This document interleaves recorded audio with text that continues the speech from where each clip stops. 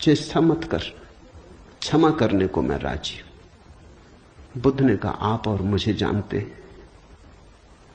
मैं तो स्वयं को भी नहीं जानता था। अभी अभी किरणें उतरी हैं और स्वयं को जानो। क्षमा करे, लेकिन यह मुझे कहना ही पड़ेगा कि जिसको आपने देखा वो मैं नहीं हूं, और जहां तक आपने देखा वो मैं नहीं हूं। बाहर बाहर आपने देखा, भीतर आपने कहां देखा। मैं आपसे पैदा हुआ हूं, लेकिन आपने मुझे निर्मित नहीं किया। मैं आपसे आया हूं जैसे एक रास्ते से कोई राहगीर आता है, लेकिन रास्ता और राहगीर का क्या लेना देना। कल रास्ता कहने लगे कि मैं तुझे पहचानता हूं, तू मेरे ही से तो होकर आया। ऐसे ही आप कह रहे हैं, आपके पहले भी मैं था, जन्मों जन्मों से मेरी यात्रा चल रही, आपसे गुजरा जरूर, ऐसा मैं औरों से भी गुजरा हूं, और भी मेरे पिता थे, और भी मेरी माताएं थी, लेकिन मेरा होना बड़ा अलग थलग है, कठिन है, बहुत अति कठिन है। अगर बीज देखा तो फूल पर भरोसा नहीं आता। एक तो ढंग है अश्रद्धालु का, तर्कवादी का, संदेहशील का, कि वो कहता है बीज को हम पहचानते हैं तो फूल हो नहीं सकता। हम कीचड़ को जानते हैं, उस कीचड़ से कमल हो कैसे सकता है। सब गलत, सपना होगा, भ्रांति होगी, किसी मोहजाल में पड़ गए होगे, किसी ने धोखा दे दिया, कोई जादू, कोई तिलिस्म। एक तो ये रास्ता है। एक रास्ता है श्रद्धालु का, प्रेमी का, भक्त का, सहानुभूति से भरे हृदय का।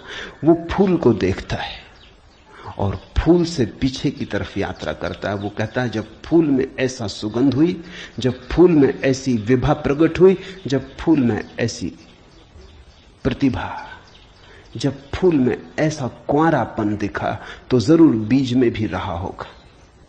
क्योंकि जो फूल में हुआ है वो बीज में न हो तो हो ही नहीं सकता। My phone, my wallet, passport, and ये सारी कथाएं घटी हैं, ऐसा नहीं।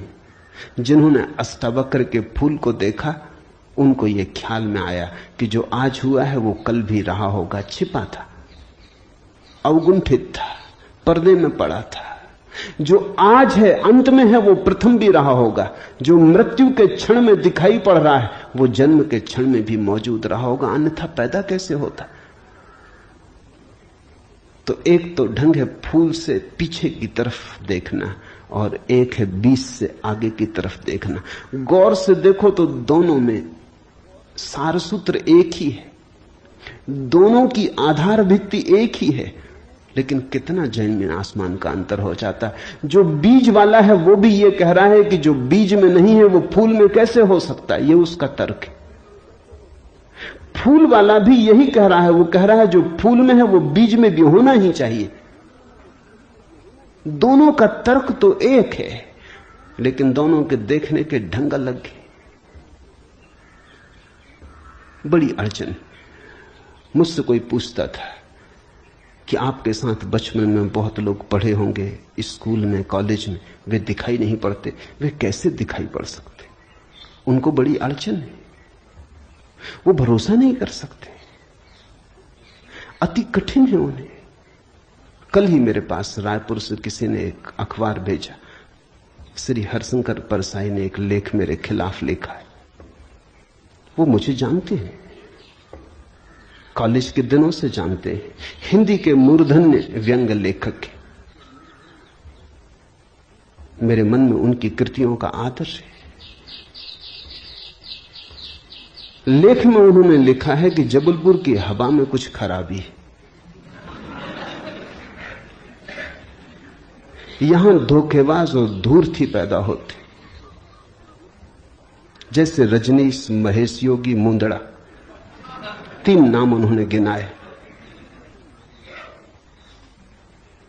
धन्यवाद उनका, कम से कम मेरा नाम नंबर 1 तो गिनाया। इतनी याद तो रखी, एकदम बिसार नहीं दिया, बिल्कुल भूल गए हो ऐसा नहीं।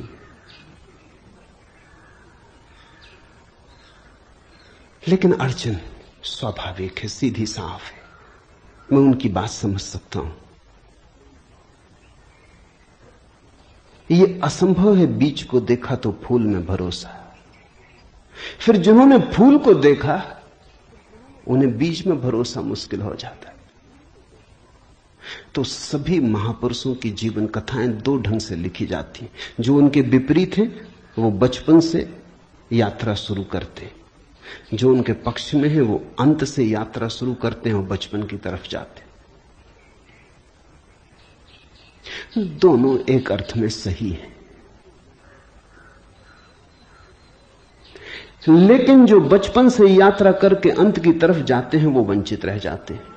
उनका सही होना उनके लिए आत्मघाती है। जो अंत से यात्रा करते हैं वो पीछे की तरफ जाते हैं, वो धन्यभागी हैं, क्योंकि बहुत कुछ उन्हें अनायास मिल जाता है जो कि पहले तर्कवादियों को नहीं मिल पाता।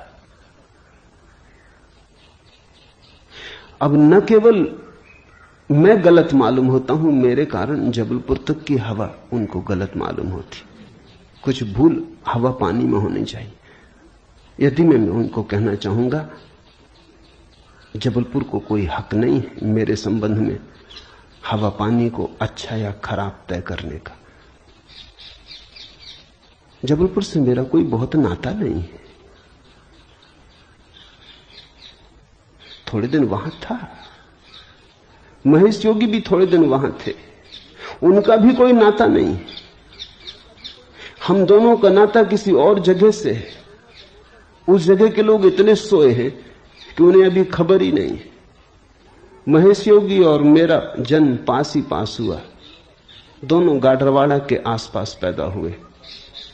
उनका जन्म चिचली में हुआ, मेरा जन्म कुचवाड़े में हुआ। अगर हवा पानी खराब है तो वहां का होगा। इसका दुख गाडरवाड़ा को होना चाहिए, कभी होगा, या सुख। जबलपुर को इसमें बीच में आना नहीं चाहिए। लेकिन मन कैसे तर्क रचता है। अब जो अष्टावक्र की कथा को देखेगा वो सुनते से ही कह देगा गलत, असंभव। ये तो कथा जिन्होंने लिखी है उनको भी पता है कि कहीं कोई गर्व से बोलता है। वो तो केवल इतना कह रहे हैं कि जो आखिर में प्रकट हुआ वो गर्भ में मौजूद रहा होगा। जो वाणी आखिर में खिली वो किसी न किसी गहरे तल पर गर्भ में भी मौजूद रही होगी, अन्यथा खिलती कहां से, आती कहां से? सुनने से थोड़ी कुछ आता है, हर चीज के पीछे कारण है। नहीं देख पाए हो हम, लेकिन था तो मौजूद। ये सारी कथाएं इसी का सूचक देती हैं। अष्टावक्र के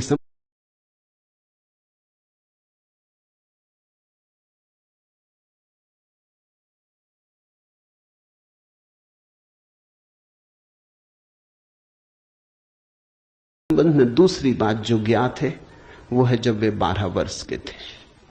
बस दो ही बातें ज्ञात हैं।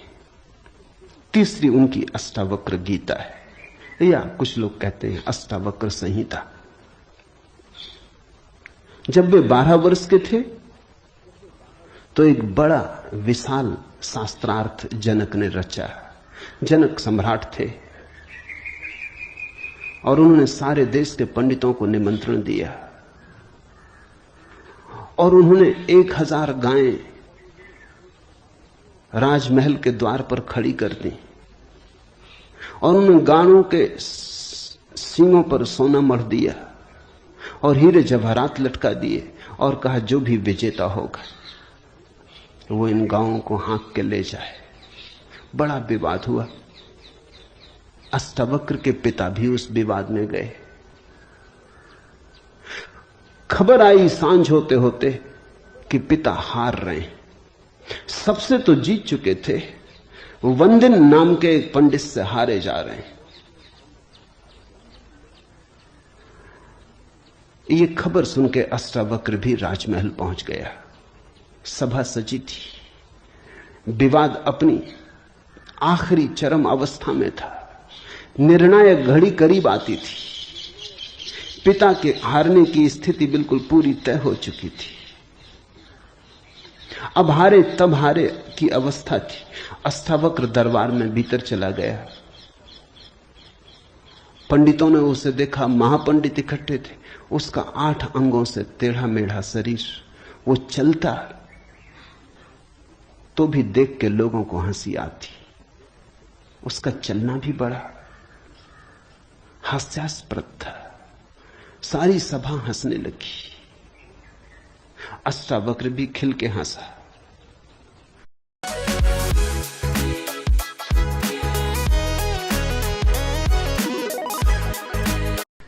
जनक ने पूछा, और सब हंसते हैं वो तो मैं समझ गया क्यों हंसते, लेकिन बेटे तू क्यों हंसा? अष्टावक्र ने कहा, मैं इसलिए हंस रहा हूं कि इन चम्हारों की सभा में सत्य का निर्णय हो रहा है। बड़ा आदमी अनूठा रहा होगा। ये चम्हार यहां क्या कर रहे हैं? सन्नाटा छा गया। चम्हार? सम्राट ने पूछा, तेरा मतलब? उसने कहा, सीधी सी बात है, इनको चमड़ी ही दिखाई पड़ती, मैं नहीं दिखाई पड़ता। मुझसे सीधा साधा आदमी खोजना मुश्किल है, वो तो इनको दिखाई ही नहीं पड़ता। इनको आड़ा टेढ़ा शरीर दिखाई पड़ता है। ये चम्हार है, ये चमड़ी के पारखी। राजन, मंदिर के टेढ़े होने से कहीं आकाश टेढ़ा होता है?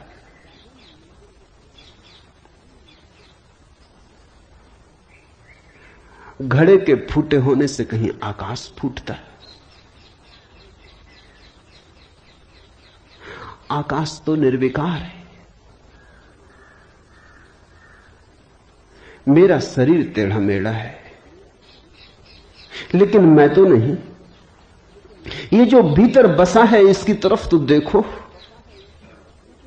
इससे तुम सीधा साधा और कुछ खोज ना सकोगे।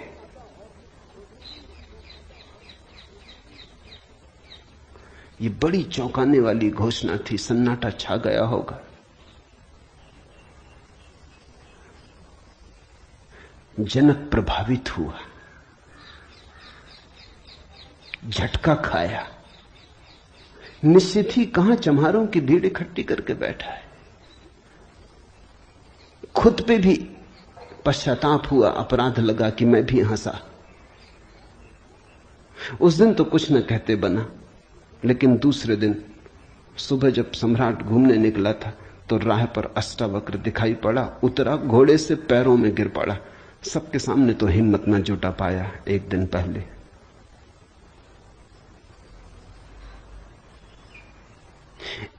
पहले तो कहा था, बेटे तू क्यों हंसता है? 12 साल का लड़का था। उम्र तौली थी, आज उम्र नहीं तौली। आज घोड़े से उतर गया, पैर पर गिर पड़ा, साष्टांग दंडवत, और कहा, पधारें राजमहल, मेरी जिज्ञासाओं का समाधान करें। हे प्रभु, आए मेरे घर।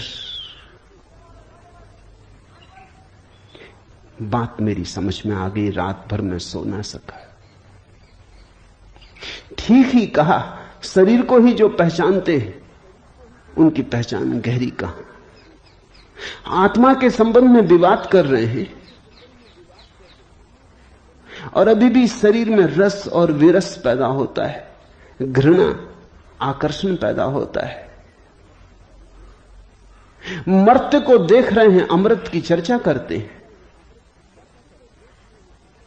धन्य भाग मेरे कि आप आए और मुझे चौंकाया, मेरी नींद तोड़ दी। अब पधारो। राजमहल में उसने बड़ी सजावट कर रखी थी। स्वर्ण सिंहासन पर बिठाया था इस 12 साल के अष्टावक्र को और उससे जिज्ञासा की। पहला सूत्र जनक की जिज्ञासा है। जनक ने पूछा है, अष्टावक्र ने समझाया है। इससे ज्यादा अष्टावक्र के संबंध में और कुछ पता नहीं है, और कुछ पता होने की जरूरत भी नहीं। काफी है, इतना बहुत है। हीरे बहुत होते भी नहीं, कंकड़ पत्थर ही बहुत होते हैं। हीरा एक भी काफी होता है। ये 2 छोटी सी घटनाएं हैं। एक तो जन्म के पहले की, गर्व से आवाज और घोषणा कि क्या पागलपन में पड़े हो, शास्त्र में उलझे हो, शब्द में उलझे हो, जागो। ये ज्ञान नहीं है, ये सब उधार है, ये सब बुद्धि का ही जाल है, अनुभव नहीं है। इसमें रंच मात्र भी सार नहीं है। कब तक अपने को भरमाए रखोगे?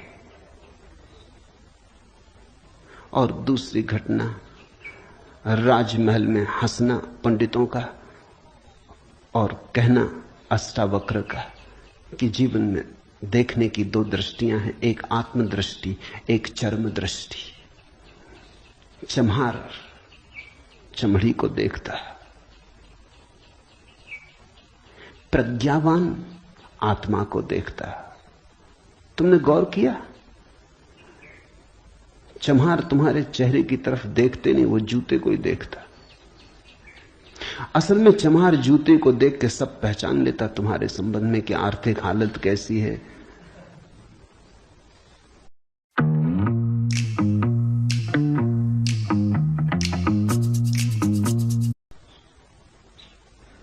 सफलता मिल रही कि विफलता मिल रही, भाग्य कैसा चल रहा, वो सब जूते में लिखा है।